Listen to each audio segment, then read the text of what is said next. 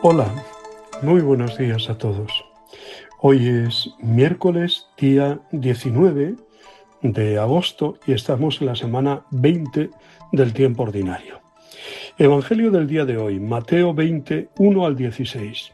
Hoy escuchamos la desconcertante parábola de los trabajadores de la viña, que trabajan un número desigual de horas y sin embargo reciben el mismo jornal. La idea central no es el paro obrero, aunque Dios parece preocupado de que nadie se quede sin trabajo, sea cual sea la hora, ni la cuestión de los salarios, ni tampoco de la justicia social. ¿eh? La parábola no se fija en los trabajadores, sino en la actuación de Dios. Él da a todos según su justicia, pero también es generoso con los últimos, aunque hayan trabajado menos. Cuando Mateo escribió su Evangelio, muchos paganos se iban incorporando a la Iglesia de Cristo y podían suscitar entre los provenientes del pueblo judío, los judíos conversos, el interrogante de cómo los últimos, llegados, recibían la misma herencia y paga. Es la sorpresa que Jesús describe en quienes habían trabajado desde la primera hora de la mañana. La respuesta es el amor gratuito de Dios, que sobrepasa las medidas de la justicia y actúa libremente, también con los de la hora undécima. El tema no es si a los primeros les paga lo justo, sino que Dios quiere pagar a los últimos también lo mismo, aunque parezca que no se lo hayan merecido tanto. Los caminos de Dios son sorprendentes. No siguen nuestra lógica. Él sigue llamando a su viña a jóvenes y mayores, a fuertes y a débiles, a hombres y mujeres, a religiosos y laicos. ¿Tendremos envidia de que Dios llame a otros distintos o que premie de la misma manera a quienes no tienen tantos méritos como creemos tener nosotros?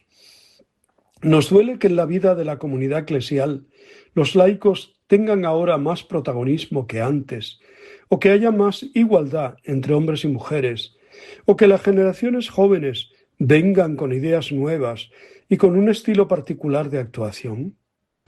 Abraham fue llamado a los 75 años, Samuel cuando era un jovencito, Mateo desde su mesa de recaudador.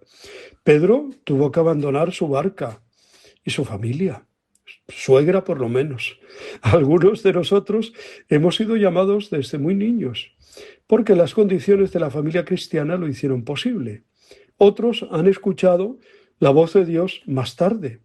El ladrón bueno ha sido considerado como el prototipo de quienes han recibido el premio del cielo, habiendo sido llamados a la hora undécima, a última hora.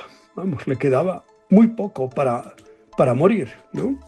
Si nos sentimos demasiado de primera hora, exclusivos, VIP, mirando por encima del hombro a quienes se han incorporado al trabajo a horas más tardías, estamos adoptando la actitud de los fariseos, que se creían superiores a los demás.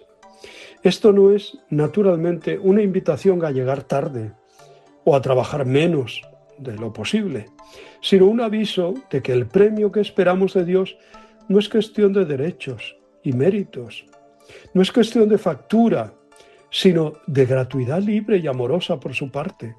La parábola parece una respuesta a la pregunta de Pedro 1 de la primera hora, que todavía no estaba purificado en sus intenciones al seguir al Mesías.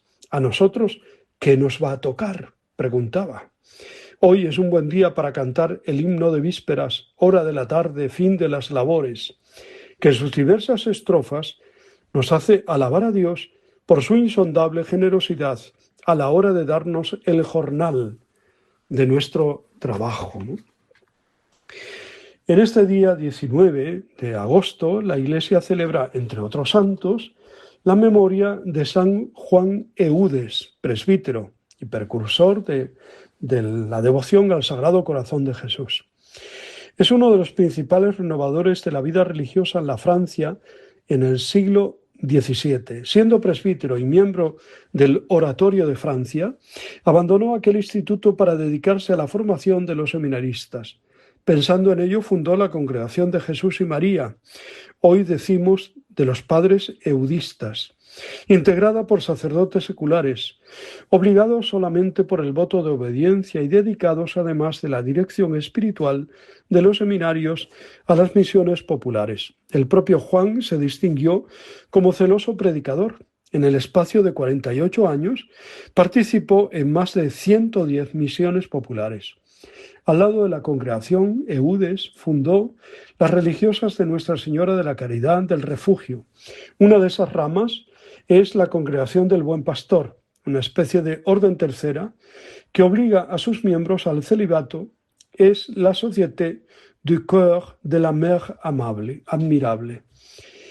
El santo tropezó con mucha oposición en su actividad apostólica, sobre todo por parte de los jansenistas, pero también se sintió animado por muchos personajes, y no es preciso decirlo por las figuras destacadas de la vida religiosa de la Francia de la época.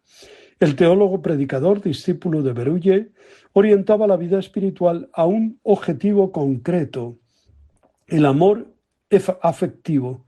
San Pío X le nombró autor, doctor et apostolus del culto litúrgico al Sacratísimo Corazón de Jesús.